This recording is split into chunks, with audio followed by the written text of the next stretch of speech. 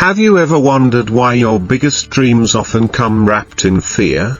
It's not because you're incapable, it's because your mind confuses discomfort with danger. But what if that fear is not a red light, but a green one? Every time you feel resistance, it's not trying to stop you, it's trying to shape you. Growth never knocks politely. It presses, stretches, and unsettles, because only through tension do you touch transformation. The most powerful evolution doesn't happen in ease, it happens in the mud. Just like the lotus rises not in spite of the murky water, but because of it, you rise by learning to move with resistance, not against it. Your mind is not your enemy. It is your oldest protector. Every time you face something hard, starting a new project, having a difficult conversation, stepping toward a bold dream, your brain urges you to pause, to wait, to retreat. Not because it wants you to fail, but because it's trying to keep you safe. But safety and success do not live in the same space. What feels like fear is often just unfamiliarity. What feels like doubt is usually the discomfort of transformation beginning. Hard things stretch us. And that stretch, like sore muscles after a workout, is the signal that you're on the edge of becoming more. If you want to do hard things, not just once, but consistently, you must train your mind not to fear resistance, but to see it as a signpost. This is the essence of the lotus mind. The mind has two voices. One that pulls you toward ease, and one that whispers toward effort. The first is loud and immediate. Later, it says, "You're tired. It's too much right now." But the second voice, quieter, deeper, says, "This matters. Keep going. You were made for this." Training the mind to do hard things isn't about silencing the voice of comfort. It's about strengthening the voice of meaning. Neuroscience shows us that repeated exposure to challenge, when done intentionally, rewires the brain. The more you step into difficulty without retreating, the more capable you become of enduring it. This is neuroplasticity in action. Your mind molds itself to match your actions. But resilience is not built through force, it is built through rhythm. Push, rest, reach, reflect. The lotus doesn't bloom overnight. It rises slowly, from the depths of mud and shadow, toward the light. So must you. You begin by showing up. Not with grand gestures, but with consistency. 5 minutes of focus when you want to scroll. One honest conversation when silence would be easier. One brave email. One brave refusal. One deliberate pause instead of an automatic reaction. These are the new rituals of your becoming. You are not here to avoid hard things. You are here to be changed by them. When you stop expecting ease, you begin to access your power. Growth has never been comfortable. Ask the seed pushing through soil, the artist staring at a blank canvas, the addict choosing sobriety for the 100th time. Their pain is not a problem, it is part of the process. To train the mind is to unlearn what comfort has taught you. You learn to sit in discomfort, not as punishment, but as preparation. You understand that the heat of challenge burns away illusion and leaves only what is essential. This is why the greatest minds, philosophers, athletes, spiritual leaders, return again and again to the same truth. Progress is not born from ease. It is carved from resistance. Marcus Aurelius journaled through war. Seneca meditated on loss. Modern neuroscience confirms what they practiced. The brain becomes stronger not when it avoids stress, but when it learns how to meet it skillfully. Skillful discomfort means you don't just push harder, you push smarter. You build systems, habits, anchors. You take control of your environment. You reduce friction. You focus on the process, not the prize. You let go of the illusion of motivation and replace it with momentum. Momentum that begins small, so small it looks like nothing. But done daily, it becomes unstoppable. This is not hustle culture. It is healing culture. The healing that comes from knowing you are capable of doing what you once thought you couldn't. It's not about proving your worth. It's about discovering it. Every time you do something hard, wake up early. Stay calm under pressure. Return to a painful memory and choose growth instead of bitterness. You tell your brain, I can handle this. And slowly, the fear fades. Slowly, the resistance turns into rhythm. Let's be clear, you won't always feel ready. Readiness is often a myth the mind creates to protect you from risk. But action doesn't require readiness. It requires willingness. Willingness to begin before you feel confident. To act before the fear fades. To trust that clarity comes through movement. Start with one breath. One choice. One task. You're not building discipline by doing everything. You're building it by doing something, and doing it now. This is the paradox of transformation. Small steps taken in full awareness carry more power than grand plans left undone. The lotus doesn't leap, it unfolds. So should you. Let yourself take imperfect action. Let the page be messy. Let the effort be awkward. Stop waiting to feel fearless. Courage is not the absence of fear, it's the choice to move anyway. Many people wait for motivation to find them. But what if motivation is something you generate, not something you receive? Think of a muscle. You don't wait for it to grow before you use it. You use it. And it grows. So too with discipline. So too with resilience. Show up every day. Even when your mind resists. Especially when it resists. Because those are the days that build your inner infrastructure. Those are the days you become unshakable. You'll learn to rest without quitting. To pause without collapsing. To fail without folding. Eventually, resistance becomes a rhythm. And difficulty becomes a doorway. And the person you used to be, scattered, stuck, small, becomes someone steady, focused, capable. Someone who moves through mud and still rises. Just like the lotus. Sometimes, the hardest thing you can do, is pause. Not to quit. Not to flee. But to retreat with purpose. To breathe. To recalibrate. This is where many people get stuck. They confuse stillness with stagnation. But just as a warrior doesn't fight every battle at once, a wise mind learns when to engage and when to recover. True discipline isn't about constant pressure, it's about sustainable pace. Even rivers rest in still pools before cascading again. Even champions sleep. Even the lotus closes at night. You're not weak for stepping back. You're wise. Because when you honor your energy begins to serve you. Pausing with awareness is not quitting. It's preparing. It's in rest that integration happens. That clarity rises.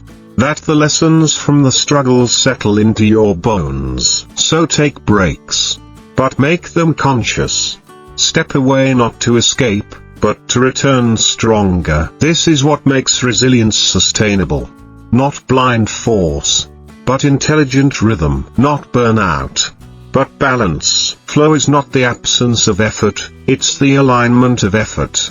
When your thoughts, actions, and values move in harmony, even the hardest challenges begin to feel purposeful. You stop resisting the difficulty. You begin to ride it. You begin to remember that you were never meant to break through life, you were meant to move with it. To bend. Not snap. To breathe. Not rush. To rise. Not force. Like the lotus. You are shaped not by comfort, but by your capacity to return, again and again, with grace. Eventually, something changes. Not the world, but your relationship to it. You no longer see challenge as something to endure, but something to engage. You meet discomfort with curiosity. You hold failure not as a verdict, but as a teacher. You begin to realize that hard things are not the enemy. They are the sculptor of your soul, and every time you rise again, after the fatigue, after the setback, after the silence, you deepen your roots. You bloom more fully. You carry the strength of every struggle like sunlight in your chest. You learn to speak to yourself with compassion, not pity. With discipline, not harshness. You become both softer and stronger. You gain range, and you stop needing to prove anything. Because your proof is in your presence. In the way you now walk into difficult days not with dread, but with readiness. This is not about becoming perfect. This is about becoming practiced, becoming present, becoming you. So let this be your invitation, not to a life without struggle, but to a life where struggle is sacred, where resistance is not a wall, but a signal, where discomfort is not avoided, but used. You are the lotus. The mud is not in your way, it is your way. Rise through it, again, and again, until one day, without even realizing it, you'll look back and see that what once broke you, built you. And that is how you do hard things. That is how the lotus mind is born. Let's return for a moment to the beginning, the moment before you start. The blank page. The unopened email. The goal you haven't touched in weeks. That moment is not failure. It's friction. And friction is not fatal. It's feedback. Your mind hesitates not because you're incapable, but because it's forecasting pain. It's doing its job. But what your mind cannot always compute is the cost of avoiding that discomfort. The slow erosion of your confidence. The regret that builds in silence. This is why rituals matter. Small, repeatable actions that tell your brain, we're doing this. You light a candle. You breathe for 60 seconds. You write just one sentence. You step into the arena with nothing but your willingness. Over time, your mind learns. Not through force, but through familiarity. What was once unbearable becomes uncomfortable. What was once uncomfortable becomes routine.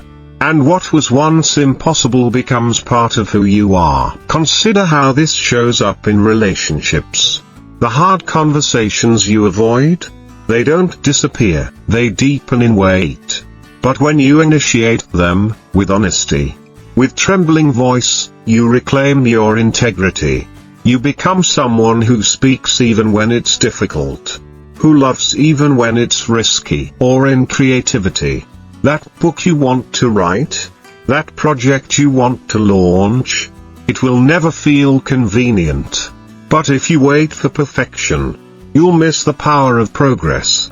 Doing hard things means showing up, imperfect, unsure, and wholly present. It is in this practice that you meet your true self. Not the one projected on social media, but the one who keeps promises in private. The one who holds space for discomfort and doesn't bolt when things get real. This is how courage becomes character. And what about failure? The world treats it as something shameful. But the lotus mind knows better. It knows failure is simply friction that hasn't yet found form. It is data, direction, a mirror. The people you admire most didn't succeed without failure. They succeeded because they failed forward. They allowed a breakdown to become breakthrough. They saw the misstep not as a verdict, but as a revision. If you can practice this tender, persistent resilience, then there is nothing life can throw at you that you cannot metabolize into wisdom. You become fireproof not by avoiding the flame, but by learning how to carry it. And so the question is no longer, can I do hard things? The real question is, who am I becoming by doing them? Because the Lotus method isn't about perfection. It's about progression.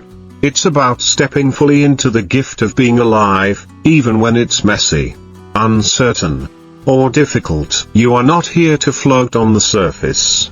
You are here to rise from the deep, to be a force that bends but does not break, to move through mud and still bloom. So take this one wild life and meet it, not with perfection, but with presence, with practice, with the lotus mind. Let's talk about the identity shift that happens when you consistently do hard things.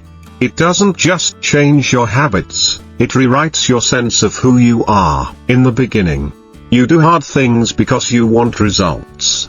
A fitter body, a clearer mind, a launched business, a healed relationship. But somewhere along the way, you notice something else changing. You no longer need to prove. You no longer fear falling. You trust your ability to rebuild. You start seeing yourself as capable, not because of how often you succeed, but because of how relentlessly you return. This is the power of compounding resilience. Every time you show up, when it's hard, when it's boring, when it doesn't feel worth it, you stack inner evidence that you are dependable. And in a world full of noise, that inner trust becomes your compass. There's another shift that occurs too. You stop asking how can I avoid discomfort, and start asking what discomfort is worth it. Not all struggle is created equal. Some pain is pointless. Some difficulty is disguised avoidance. The key is discernment. The lotus mind is not about martyrdom. It is not about grinding endlessly with no joy. It is about choosing what matters most, and giving your whole heart to that. You learn to quit the things that drain you and double down on the things that grow you. You stop wasting energy on comparison. You redirect that energy into contribution, and suddenly, your life becomes simpler. Not easier, but clearer. You know what to say no to. You know who you are when things get hard. And that clarity, that's freedom. One of the most misunderstood aspects of doing hard things is emotional regulation. People assume discipline is about pushing through emotion. But true discipline is about befriending it. Anger, anxiety, doubt, these are not flaws. They are signals, invitations. When you pause long enough to listen, you begin to see what they're pointing to. Old wounds, false beliefs, expectations that don't serve you anymore. Rather than suppressing these emotions, the lotus mind welcomes them as guests.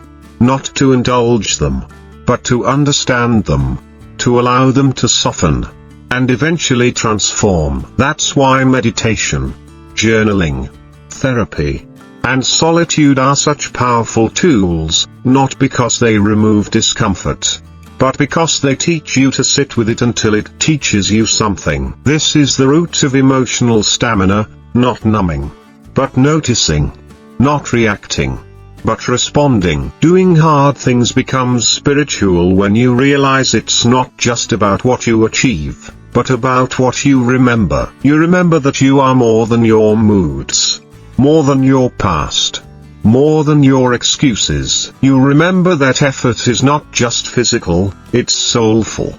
It's a reclaiming of choice in a world that's constantly trying to distract you. You remember that showing up for what matters isn't just a task, it's a sacred act.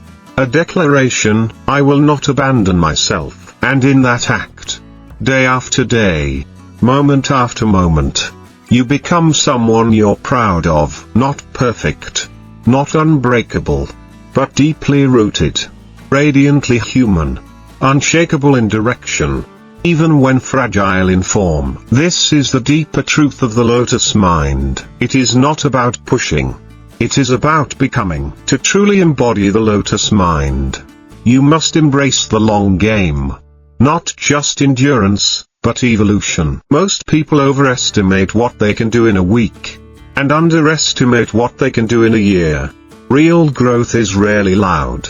It happens in the pauses, in the repetitions, in the ordinary days that stack up, invisibly, into transformation. You wake up one morning and realize, you didn't avoid the hard thing. You did it. And you didn't need to be perfect, You only needed to persist. This is the compounding power of micro-integrity. Of aligning your actions with your intentions not once, but again and again. You start showing up not because someone's watching, but because you've become someone who shows up. This change doesn't happen alone. While discipline starts within, it's shaped and reinforced by the company you keep. Surround yourself with people who normalize growth, who celebrate resilience, who remind you who you are on the days you forget. Because you will forget. We all do. In the swirl of exhaustion, comparison, and setbacks, it's easy to lose sight of your deeper why. This is why community matters. It becomes a mirror, a place to be seen, a place to return to when your own voice feels too small. The lotus may rise alone, but it blooms in a pond full of others. Find your pond. Find your people. And if you can't find them, start by being one. Doing hard things also requires reimagining failure, not as the opposite of success, but as its foundation. Every expert was once a beginner. Every master made 1,000 mistakes. The difference wasn't talent, it was tenacity. When you remove the shame from starting poorly, you create room for starting at all. This is how children learn, through mess, through play, through trying and trying again. But somewhere along the way, we were taught to fear imperfection, to hide the first draft, to apologize for not being good enough yet. But perfection is a prison, and freedom begins with embracing where you are. So fail publicly, try awkwardly, share vulnerably. That's how growth stops being a concept and becomes a lifestyle. And when the weight of the journey feels too heavy, return to the rhythm of the lotus. Breathe, reset, simplify. The lotus mind doesn't demand grandeur. It honors effort.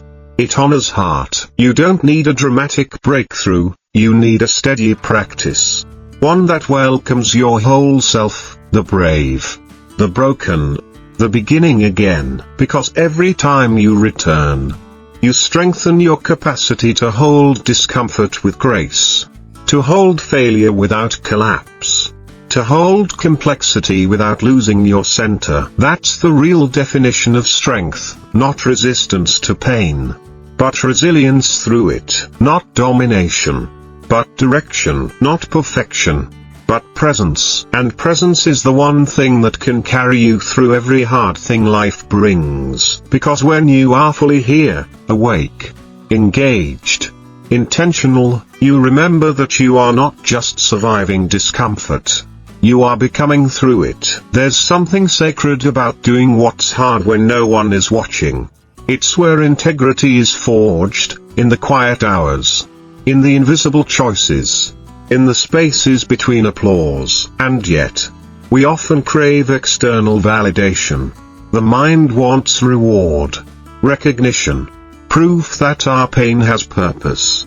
But the deepest fulfillment doesn't come from being seen, it comes from seeing yourself. This is where inner alignment becomes everything. When your values match your actions, when your heart matches your habits, you begin to experience peace, not as escape, but as earned. This kind of peace can't be bought. It can't be borrowed.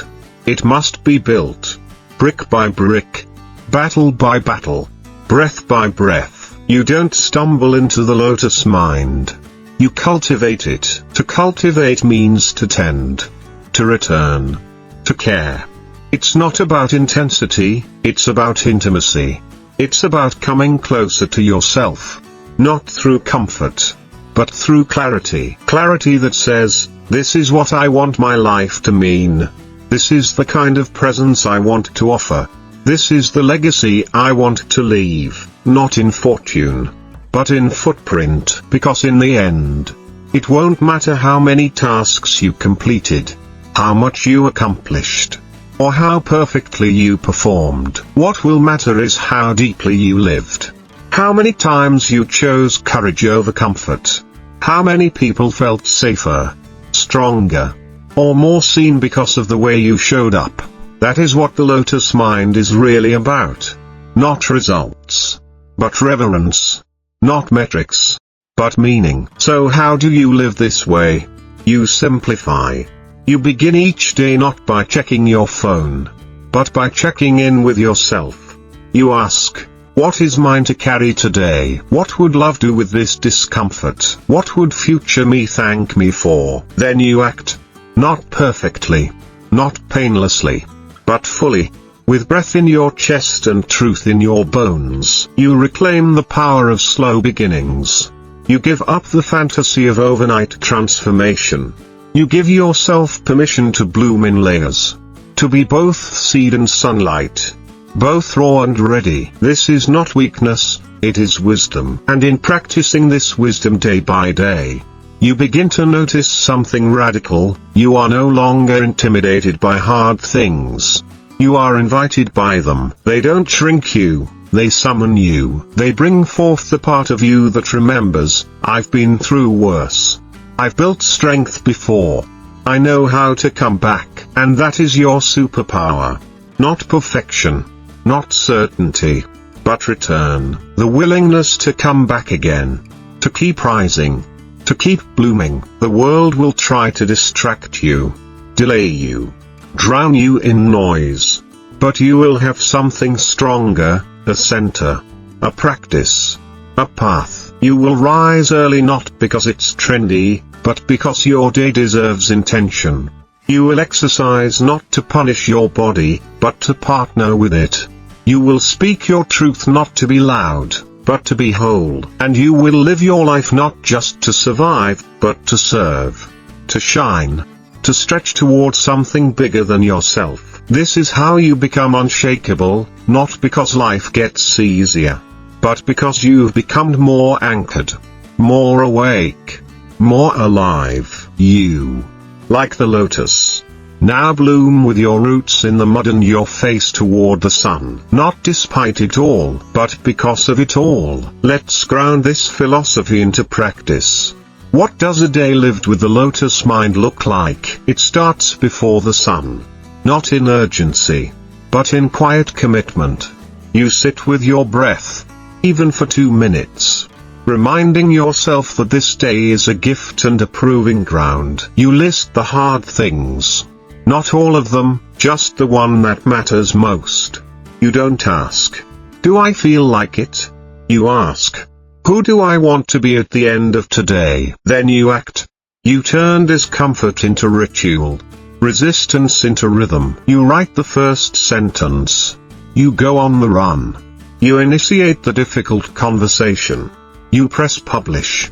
You make the call. And when fear creeps in, you breathe again. You return again. You remember again, because you've decided, this is no longer a life ruled by avoidance. It is a life ruled by alignment. Midday. The noise gets louder. Notifications. Temptations. The brain starts seeking the path of least resistance. So you pause. You reset. You drink water. Step outside. Or journal. You remind your nervous system, we're safe. We're strong. We can continue. In the afternoon, when energy dips, you do something counterintuitive. You simplify. You work in focused blocks. You protect your attention like treasure. You don't need to do everything. You just need to do what matters. And when the day winds down, you don't escape. You reflect. You ask yourself not, was I perfect? But was I present? You celebrate every small win. Every moment you chose alignment over avoidance. Every time you honor discomfort instead of numbing it. Then you rest. Deeply. Fully. Without guilt. Because you earned it, not through exhaustion, but through integrity. Some days, of course, you'll fall short. You'll scroll too long. You'll snap. You'll skip the thing you know helps. That's okay. The lotus mind isn't built on perfection.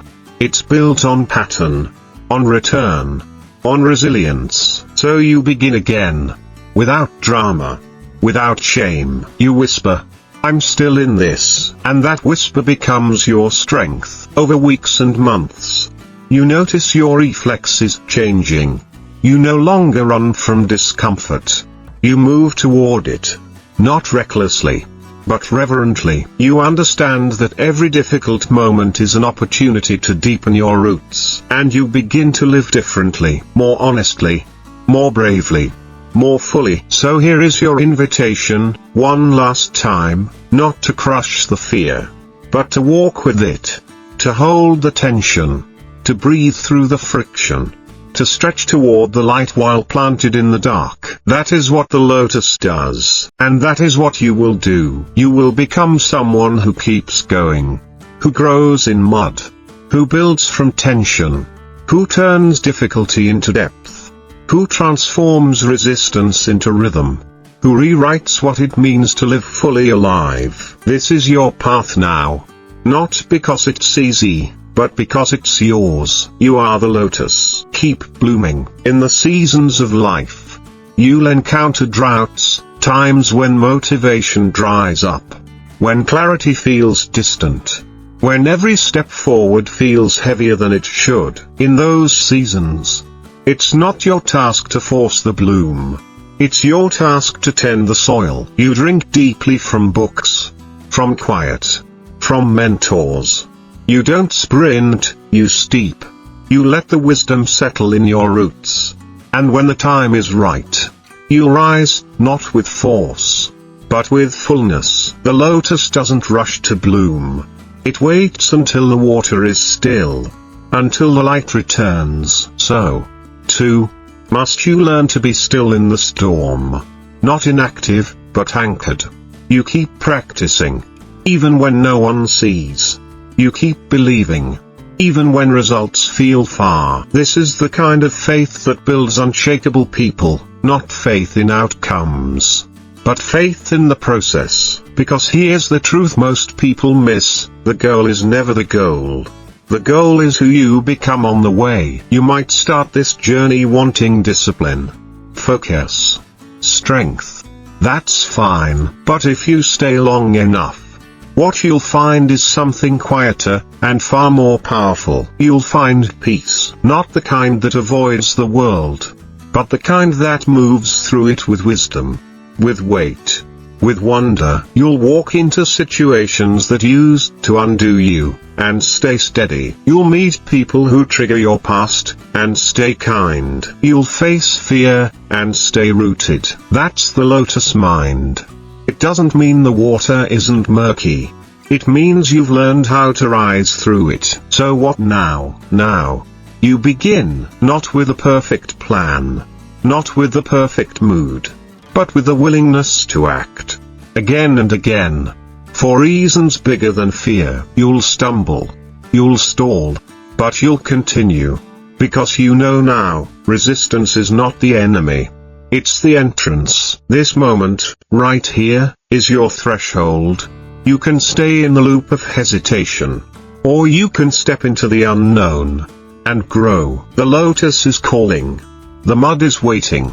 The light is near. Bloom. Think of the lotus not just as a flower, but as a metaphor for your becoming. It grows in still water, anchored in mud, rising slowly with quiet certainty. It doesn't panic. It doesn't perform. It just continues. Quiet, strong, undeterred. That's what your growth can look like too.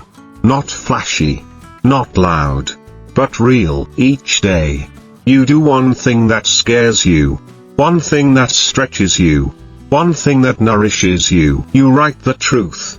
You say the no. You ask the question. You show up.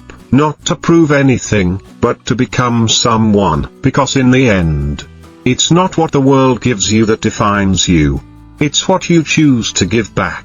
Your story, your strength, your steadiness. That is what changes families, companies, cultures, futures. That is how the lotus blooms, not just in the pond, but in people. So wherever you are today, standing at the edge of something new, sitting in the middle of a mess, or rising from what once broke you, remember this: You don't have to feel ready. You just have to begin. You don't have to see the whole path. You just have to take the next step. You don't need to be fearless. You only need to be willing. Willing to rise. To risk. To return. Willing to build the lotus mind. One breath. One action. One day at a time. And one day, you'll look back and realize, the hard things didn't break you. They built you into someone more grounded, more generous, more unshakably alive. Someone who not only faces the mud, but thrives in it. Someone who doesn't just admire the lotus, but lives like one. The lotus mind is not a destination, it's a practice. A way of engaging the world with softness and strength. A way of responding to adversity with curiosity instead of collapse. It's found in how you treat yourself after a mistake. In how you speak to others when they're struggling. In the courage to try again when everything inside you says, why bother? Because you remember now, difficulty isn't a dead end. It's a doorway. And on the other side is the version of you that's been waiting, wiser, deeper, more grounded in truth. Let that version lead. Let it shape how you move, how you love, how you live. You are not here to escape the mud. You are here to make beauty from it. Let this be your daily mantra. I do hard things not to suffer, but to grow.